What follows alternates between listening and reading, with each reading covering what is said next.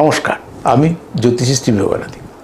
আজকে আলোচনা করব অনেকগুলো বিষয়ের মধ্যে একটা বিশেষ বিষয় নিয়ে, বিভিন্ন জটিল সমস্যায় রুদ্রাক্ষের ভূমিকা।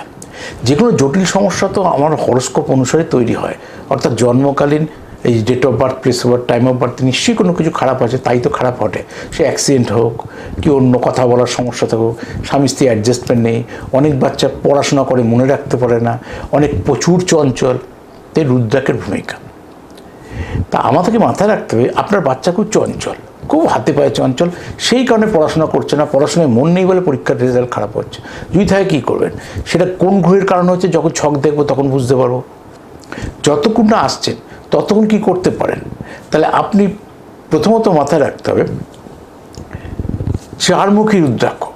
সেটা 3-1 হতে পারে, 2-2 হতে পারে, পুরো চারমুখীও হতে পারে।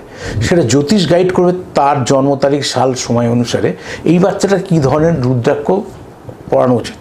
সাধারণত চারমুখী রুদ্রাক্ষ যদি কম্বিনেশন ওয়াইজে আপনি গ্রহ নক্ষত্রের সঙ্গে পড়াতে পারেন, তাহলে সেই বাচ্চার চঞ্চলতা কমবে এবং পড়াশোনায় মনোসংযোগ বৃদ্ধি করবে। আমি শ্রী ভোগানাথী আপনার সঙ্গে ছিলাম, আছি, থাকবো। নমস্কার।